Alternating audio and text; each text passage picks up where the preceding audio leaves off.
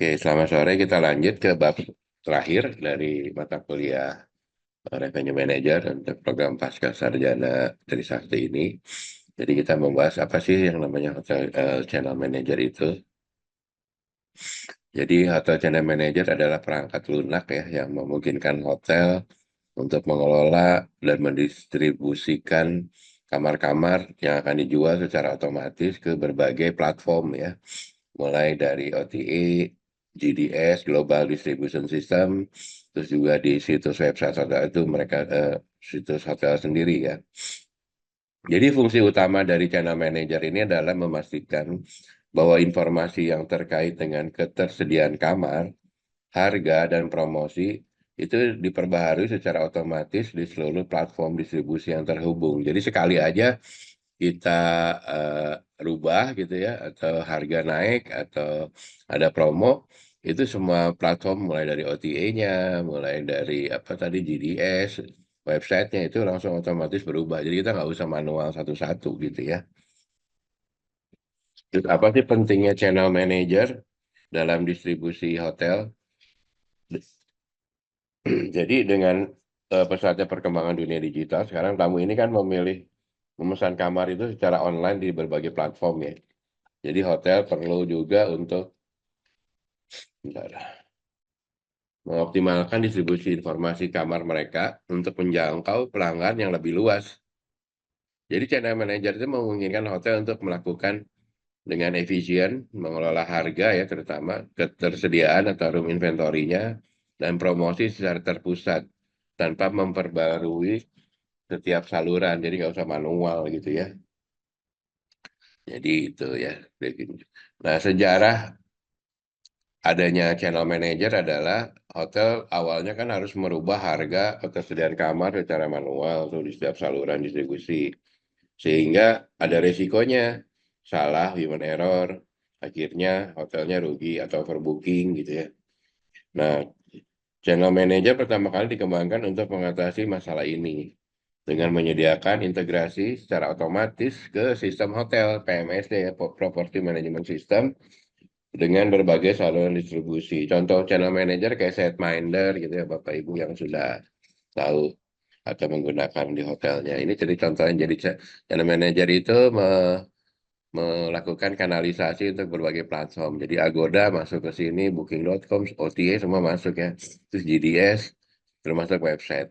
Nah, si channel manager ini yang mengatur berapa jumlah kamar yang sekarang ter, apa, tersisa untuk dijual.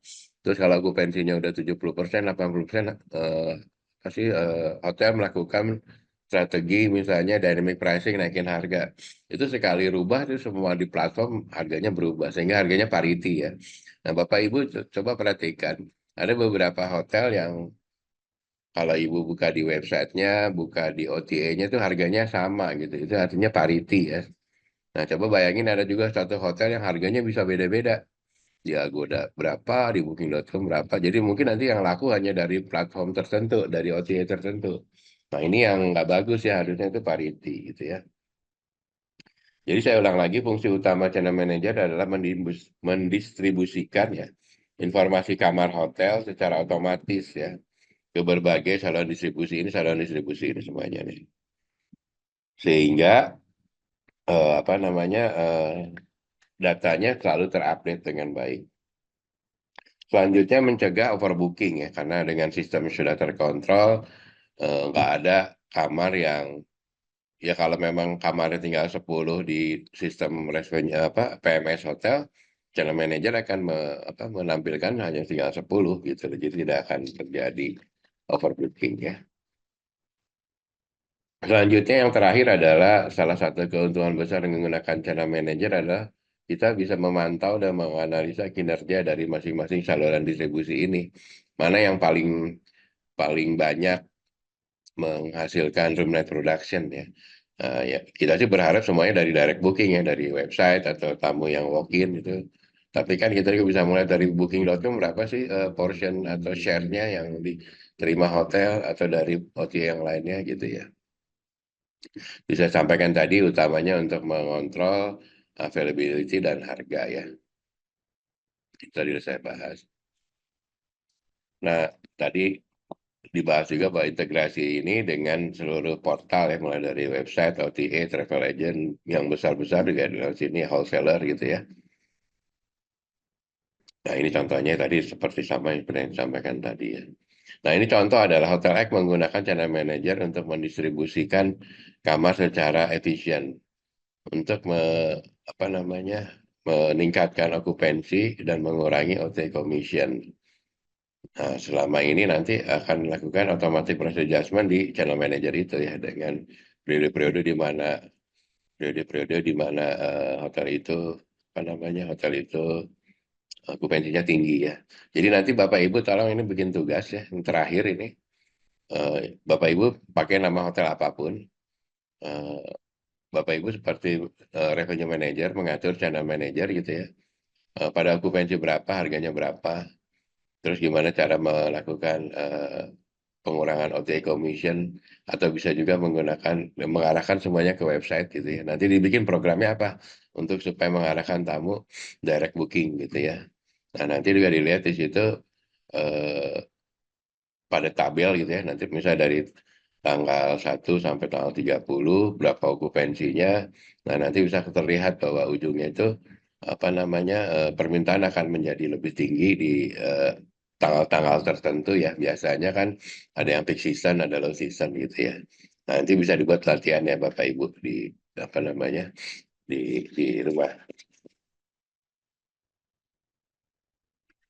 Jadi channel manager ini adalah untuk data pengambilan keputusan ya. Jadi karena data yang ditampilkan juga banyak, sehingga dari berbagai saluran distribusi ini, data ini ada macam-macam ya, tingkat hunian, komisi yang dibayar, jumlah pemesanan dari masing-masing saluran gitu ya.